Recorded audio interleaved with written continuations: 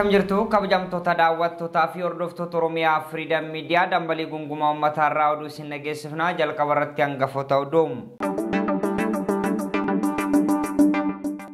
Godina Horroo Guduruu Wallaggaa aanaa Abee Dongorootti humnoonni fiinxaleeyyii faannoo uummata irratti guyyaa guyyaadhaan haleellaa raawwataa jiru jedhame.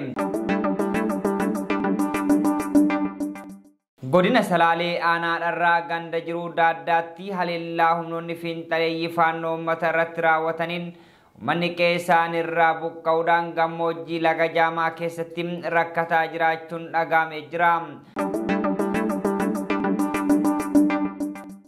Addi bilisummaa biyyaalessaa Ogaadeen adeemsa marii biyyaalessaa keessaa ba'uu beeksise. Itoophiyaatti daddabarsa maallaqaa karaa dijitaalaa bal'achaa jiraachuu fi taarifa haaraa maamiltoota irratti gaafii uumee jira. Oduu kennaa ibaatiin Antooniyoo Gutaarees waltajjii marii gamtaa Afrikaa fi Yuunaayitid Neeshin irratti hirmaachuudhaaf Finfinnee galanii jiru. Israa'el baankii fi dhaabbilee faayinaansii biraa Hasbollaa deeggaru jettee haleeltee jirti.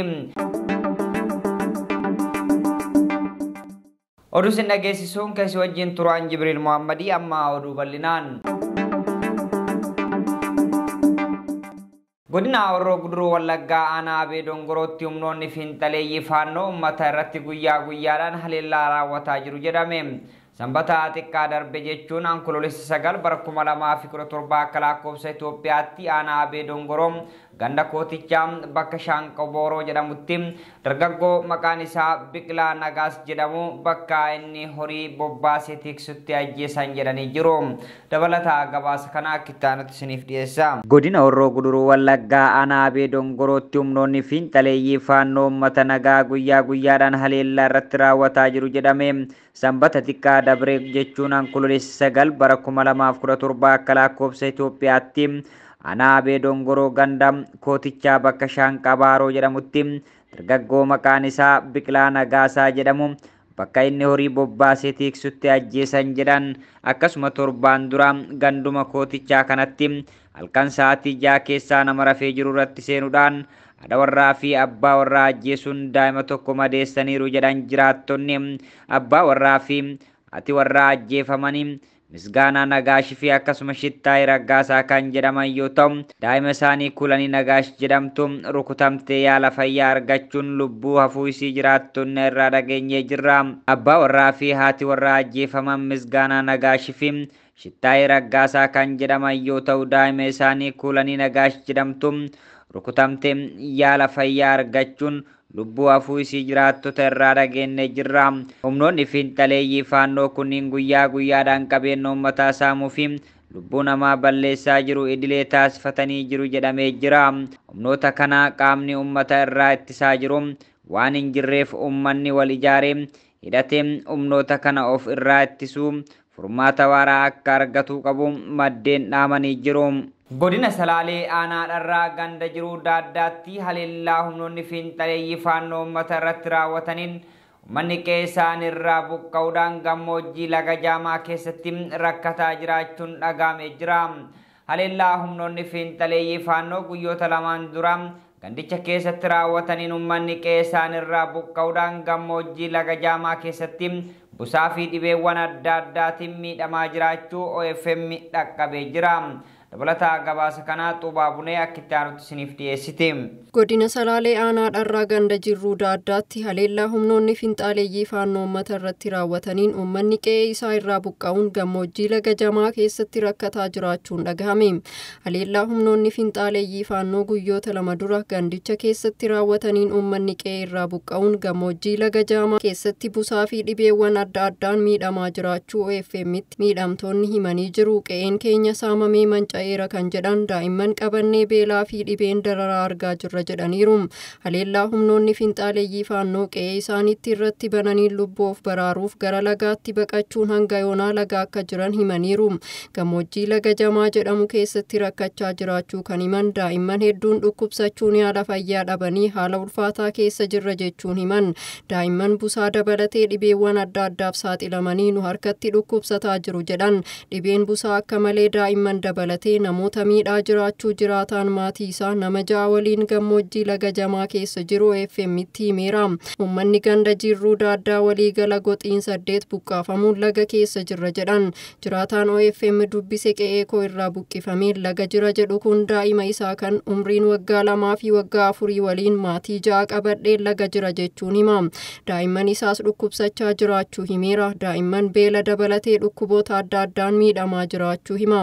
Mana isaaniitti akka hin deebine lubbuu isaaniif sodaachuu kan himu fuuldura deemuufis lagni guutuu ta'uu dubbate. Qabeenya isaanii saamamuu kan himan lammiileen kunneen waan bilcheessinee daa'immaniif kenninu dhabuun ijoolleen nurratti miidhamaa jiru jedhan. Namoonni miidhamanii fi dhukkubsatan ba'anii gara magaalaa wal'aansa fayyaaf akka hin deemne humnoota finxaaleeyyii faannoo Amaaraa kanaan marfamanii magaalaa irraa ittifamaa jiraachuu himan. Daa'imman qofa osoo hin taane namoonni gurguddaan illee dhibeewwan adda addaan miidhamaa jiraachuu jiraattonni himaniiru. Uummanni kun lubbuun baraaramuuf birmannaa barbaadas jedhaniiru. Addi bilisummaa biyyaalessaa Ogaadeen adeemsa marii biyyaalessaa keessaa bahu beeksise. Komishiiniin marii biyyaalessaa naannoo Sumaalee keessatti marii qooda fudhattoota gaggeessaa wayita jirutti paartii naannicha keessa socho'u adda bilisa baasaa biyyaalessaa Ogaadeen ONLF adeemsa marii kanaa iftoomina hin qabu jechuudhaan lagachuusaa beeksisee jira. Guutuu gabaasa kanaa Naafi Yaad Muhammad Akkitaanutti isiniif dhiyeessa. Komishiniin marii biyyaalessaa Itoophiyaa naannoo Sumaalee keessatti marii qooda fudhattootaa gaggeessaa wayita jirutti paartiin naannicha keessa socho'u adda bilisummaa biyyaalessaa Ogaadeen adeemsi marii kanaa iftoomina hin qabu jechuun lagachuu beeksiseera. Dhaabbichi ibsa kaleessa onkololeessa 20/2024 baaseen naannoo Sumaalee keessatti paartiin biyya bulchuu hirmaattota marii kanaa qofatti filachuu waliigaltee paartilee siyaasaa waliin taasifamee cabsuu fi sagalee jiruu cinatti dhiisuu ibseera. Kunis kaayyoo adeemsa marii biyyaalessaa qooda fudhattootaa walitti fiduun sababoota walitti bu'iinsaa hiikuuf gargaaruuf faallaa ta'uu ibse. Kana malees marii qooda fudhattoonni siyaasa ijoo naannolee Amaaraa, Oromiyaa fi Tigraay irratti hin hirmaanne fi haala walitti bu'iinsa itti fufee jirutti marii gaggeessuun marichi loogummaa qabaachuu kan agarsiisuu fi nageenya dhugaa kan hin finne ta'uu ibseera. Komishinii marii biyyaalessaa irratti gaafii iftoominaa yeroo ka'u kun kan jalqabaa miti. Baatii caamsaa 2024 keessa adda bilisummaa biyyaalessaa Ogaadeen kaafaa ofii abaa'uu dabalatee paartilee mormitootaa gurguddoo 11 keessatti kan hammate kookaasiin paartilee mormitootaa komishinii marii biyyaalessaa kaayyoo siyaasaa paartii biyya bulchuu raawwachiisaa jira jechuun himatee ture. Kookaasichi ibsa isaatiin komishinichi kaayyoo hundeeffameef galmaan ga'uu irratti xiyyeeffachuu dhiisee gargaarsa argachuuf hariiroo hawaasa addunyaa waliin qabu fooyyessuuf itti fayyadamaa jira jechuun qeeqe. Itti dabaluun haalli kun adeemsa marii biyyaalessaa keessatti hundaammattummaa fi iftoomina akka hin ijaarre taasiseera jedhe. Adda bilisummaa biyyaalessaa Ogaadeen ibsa kaleessa baaseen marii dhugaa hundaammatee fi iftoomina qabu akkasumas Itoophiyaa keessatti nagaa warra fiduuf irratti kutannoo akka qabu kan ibse paartichi kun hanga mirkanaa'utti adeemsi amma jiru keessatti akka hin hirmaanne mirkaneessineerra. Kun kanaan osoo jiru komishiniin marii biyyaalessaa Itoophiyaa naannoo Sumaalee keessatti waltajjii marii qooda fudhattootaa gaggeessaa jiru ibseera. Onkololeessa 14/16/2024 wiirtuuwwan Jijjigaa, Goodee fi Doolloo Addoo keessatti bakka bu'oonni hawaasaa 1000 ol mari'achuun ajandaa isaanii adda baasuu isaanii fi bakka bu'oota isaanii 100 filachuun marii qooda fudhattootaaf erguu komishinichi beeksiseera. Bakka bu'oonni hawaasaa filataman 100 akkasumas paartileen siyaasaa bakka bu'oonni mootummoota naannichaa bakka bu'oota waldaalee fi dhaabbilee adda addaa kaleessa onkololeessa 20 irraa eegalee guyyoota 3f walitti aansuun ajandaa isaanii irratti mari'achaa akka jiran ibsameera. Itoophiyaatti daddabarsa maallaqaa karaa dijitaalaa bal'achaa jiraachuu fi taarifa haaraa maamiltoota irratti gaafii uumee jira.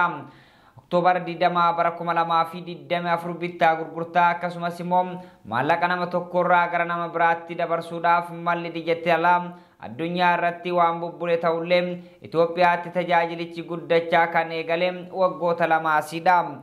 Guutuu gabaasa kana xubaabunee akkittaa nuti isiniif dhiyeessiti. Itoophiyaatti daddabarsa mallaqaa karaa dijitaalaa bal'achaa jiruu fi taarifa haaraa maamiltootatti gaafii uume. Bittaa gurgurtaa akkasumas mallaqa nama tokkorraa gara nama biraatti dabarsuuf malli dijitaalaa addunyaa irratti waan bubbule ta'ulleen Itoophiyaatti tajaajilli guddachuu kan eegale waggoota lamaan asitti keessumaa tajaajilli dhaabbanni Itiyoo Telekoom jalqabsiisee fi Teelee Birri jedhamuun beekamu Itoophiyaatti mala dijitaalaa maamiltoota hedduu daddabarsa birrii nootti irraa bilisa ta'e jalqabsiisuun adda durummaan kan eeramuudha. Ani amma fakkeenyaaf waajjira tokko keessan hojjedha sa'aatiin barbaade bahee baankii deemee mallaqa baasee waan hin kafalu barbaadu qaamaan deemee kaffaluun na rakkisaa erga tajaajilli karaa dijitaalaa kun jalqabee baay'uma jireenya nuuf salphiseera jetti. Tajaajilli karaa dijitaalaa akka mobaayil baankingii fi intarneet baankingii kun baankileen tokko tokko tajaajilichaaf mallaqa gadi aanaa kan kafalchiisaa turan jiraatanis kaan ammoo bilisummaan daddabarsuu kan dandeessisanis turaniiru. Yeroo torbee lamaan asitti garuu baankileen hundinuu tajaajila karaa dijitaalaatiin kennan kanarratti gibiraa fi vaatii kafalchiisuu jalqabuun baasii dabalataa akka ishee gaafate simti. Duraan toluma akkaawuntii tokkorraa kan biraatti dabarsina ture. Yeroo dhiyoo asitti garuu sababa isaa hin beeku malee yeroon tajaajila kana fayyadamee xumuru mallaqa dabalataa akkanarraa ergaa gabaabaa dhufurraa argaan jira jetti ogeessa diinagdee fi maamila tajaajila baankii dijitaalaa ta'uu kan himan obbo Asfaa Mul'ataa gama isaaniitiin mootummaan baankileen tajaajila kennan kamirratti vaatii 15% akka dabalan waan godheef maamilli tajaajila kana kaffaltii dabalataa akka gaafatamu ta'eera jedhu. Mootummaas ta'ee dhaabbileen baankii hawaasni tajaajila baankingii karaa dijitaalaa kana akka baruuf jajjabeessuun waan gaarii ta'us kaffaltiin dabalataa jalqabamuun dura maamilli beeksifamuu qaba ture jedha. Kaffaltiin dhaabbilee mootummaa fi boba'aa karaa dijitaalaa qofa akka ta'u gochuun lakkoofsa fayyadamtoota hedduu dabaleera.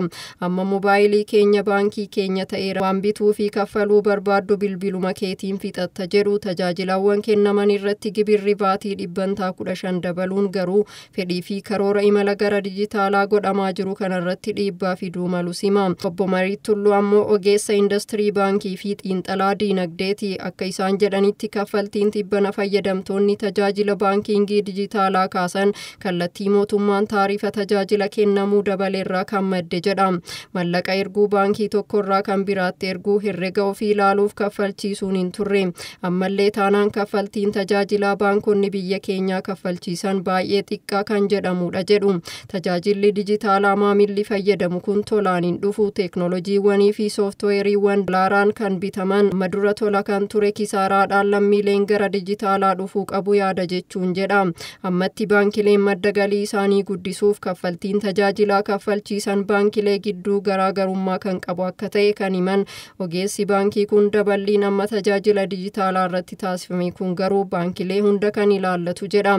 Tajaajilli baankii karaa dijitaalaa Itoophiyaatti erga eegalame gara waggaa 10 akka lakkoofsisee fi amma gara maamila hedduu horachuurra ga'us himu. Oduu kennaa ibaatiin Antooniyoo Gutaarees waltajjii marii gamtaa Afrikaa fi Yuunaayitid Neeshin irratti hirmaachuudhaaf Finfinnee galanii jiru. Barreessaan olaanaan dhaabbata mootummoota gamtoomanii Antooniyoo Gutaarees Itoophiyaatti turtii hojii taasisuudhaaf kaleessa onkoloolessa 20 bara 2024 Finfinnee galuu isaanii ibsamee jira. Dabalataa gabaasa kana naaf yaad Muhammad akkittaan nuti isiniif dhiyeessa. Antooniyoo Guuterees waltajjii marii gamtaa Afrikaa fi UN irratti hirmaachuuf Finfinnee galan. Barreessaa olaanaa dhaabbata mootummoota gamtoomanii Antooniyoo Guuterees Itoophiyaatti turtii hojii taasisuuf kaleessa onkoloolessa 20 Finfinnee galuu isaanii ibsame. Antooniyoo Guuterees gara Finfinnee kan dhufan waltajjii marii olaanaa gamtaa Afrikaa fi dhaabbata mootummoota gamtoomanii 8ffaa irratti hirmaachuuf akka ta'e eerameera. Waltajjichi har'a onkoloolessa 21 eegale kana Komishinara gamtaa Afrikaa Muusaa Faqii Mahammad waliin ta'uun dura taa'ummaan akka gaggeessan ibsameera. Waltajjichi raawwii hammattoowwan tumsaa dhaabbilee lamaanii kan gamaggamu yoo ta'u akkasumas nageenyaaf tasgabbii dabalatee dhimmoota adda addaa irratti bal'inaan ni mari'atuun eegama. Israa'el baankii fi dhaabbilee faayinaansii biraa Hasbollaa deeggaru jettee haleeltee jirti. Israa'el dameewwan baankii Hasbollaa deeggaraa jiru jettuun dabalatee haleellaawwan qilleensarraa dabalataa Beeruutii fi kibba Libaanos keessatti raawwatteetti. Dabalataa isaa kittaa nutti isiniif dhiyeessa. Israa'el baankii fi dhaabbilee faayinaansii biraa Hasbollaa deeggaran jettee haleelte. Israa'el dameewwan baankii Hasbollaa deeggaraa jiru jettee dabalate haleellaa qilleensaa dabalataa Beeruutii fi kibba Libaanos keessatti raawwattee jirti. Kibba Beeruut kutaa Daahehee naannoo Hasbollaan to'atame akkasumas immoo gammoojjii beekaa fi kibba Libaanos keessatti dhoo'insa dhaga'ameera. Midhaan lubbuu darbee jiraachuu fi dhiisuu isaa ammatti ifaa miti. Waraanni Israa'el halkan guutuu haleellaa raawwachuudhaaf karoorfachuu isaa fi jiraattonni magaalaa guddoo Beeruut keessaa 14 dabalate guutuu Libaanos keessa naannawa 20 ta'an akeekkachiisee ture. Raayyaan ittisa biyyaa Israa'el yookaan IDF'n baankotaa fi bu'uuraalee faayinaansii biroo Hasbollaa deeggaran irratti xiyyeeffachuu ibsee jira. Ibsa dilbata galgala kennaniin dubbii himaan IDF Daani'eel Haagaariin namoota naannoo iddoowwan baankii Hasbollaa maallaqa gargaarutti argaman kamiyyuu hatantamaan irraa fagaachuu akka qaban akeekkachiisanii jiru. Halkan kaleessaas bakkeewwan madda deeggarsa faayinaansii garichaa haleeluu irratti xiyyeeffachuu himanii jiru. Dubbii himaan Israa'el kun itti dabaluunis guyyoota itti aanan keessatti Iraan dhaabbilee siivilii waldaalee fi dhaabbilee miti mootummaa hawaasa fayyadamummaa sochii Hasbollaa akkamitti akka maallaqaan deeggaruu ni ibsina jedhee jira. Dhaabbanni oduu mootummaa Libaanos NNA jedhamu gammoojjii beekaa dabalatee dameelee waldaa baankii Alqaardii akkasuma Alhasan irratti haleellaan raawwatamuu gabaasee jira. Akkasuma dameewwan baankichaa naannoo buufata xiyyaara idila addunyaa Raafichii fi akkasuma hiriir Beeruut irratti argamu irratti haleellaan raawwatamuu gabaasee jira. Viidiyoon dhoo'insaa naannoo buufata xiyyaaraatti mudate hordofee aarri ol ka'ee mul'atee jira. Baankichi dameelee 30 ol guutummaa Libaanos keessatti kan qabu yoo ta'u isaan keessaa 15 naannoo haleellaan kun itti raawwatame keessatti argamu jechuun Reuters gabaasee jira. Israa'el waldaaleen kun maallaqa Iraan garee kanaaf maallaqa bitaa fi kuusaa meeshaalee waraanaa fi mindaa miseensota isaa kaffaluudhaaf akka gargaartu himanii jiru. Gama biraatiin Hasbollaan dilbata darbe rokkeettiiwwan dabalataa gara Israa'elitti dhukaasuudhaan buufata waraanaa irratti xiyyeeffachuu ibsee jira. Akkasumas loltoota Israa'el kibba Libaanos lafarraa jiranii irratti dhukaasa banuu ibsitee jirti. IDF'n akka jetteetti sa'aatii 24 darban keessatti rokkeettiiwwan 10 kaaba Israa'el irratti dhukaafamuu himanii jiru. Akkasumas xiyyeeffannoo waraana ishee wiirtuuwwan ajajaa waajjira muummee basaasaa Hasbollaa fi kuusaa meeshaalee waraanaa lafa jalaa Beeruut keessatti argamu irratti haleellaa raawwachuu ibsamee jira. Israa'el namoota nagaa irratti xiyyeeffatte jechuudhaan Hasbollaa fi qondaaltonni Libaanos himanii jiru. Dilbata kana humni yeroo dabalataa mootummoota gamtoomanii Libaanos UNIFIL IDF'tti yaade naannawaa buufata Yuunaayitid Neeshinii kan kibba Libaanos magaalaa Marwaahitti daangaalee Israa'el irratti argaman cabsanii seenaniiru jechuun himattee jirti. Torban darban keessa taateewwan wal fakkaataan raawwatame. Ammas naannawaa buufata dhaabbata mootummoota gamtoomanii cabsuudhaan qabeenya dhaabbata mootummoota gamtoomanii miidhuun seera idila addunyaa fi murtii mana maree nageenyaa 1701 ifatti cabsu ta'uu hubachiisu jechuudhaan UNIFIL baasee jira. Israa'el taateewwan lamaan gabaafaman ilaalchisee hanga ammaatti yaada hin kennine. Waraanni Libaanos seenaa keessatti walitti bu'iinsa daangaa qaxxaamuruun Israa'elii fi Hasbollaa gidduutti uumame irratti fagaatee ture. Garuu erga waraanni baatii darbee ammaatee as loltoonni ishee hedduun haleellaa Israa'el ajjeefamanii jiru. Waraanni Libaanos seenaa keessatti walitti bu'iinsa daangaa qaxxaamuruun Israa'elii fi Hasbollaa gidduutti uumame irraa fagaattee turte. Garuu erga waraanni baatiiwwan darbee ammaatee as loltoonni ishee hedduun haleellaa Israa'el ajjeefamanii jiru. Aangaa'onni Libaanos akka tilmaamanitti bara darbee biyyattii keessatti namoonni 2400 ol du'anii jiru.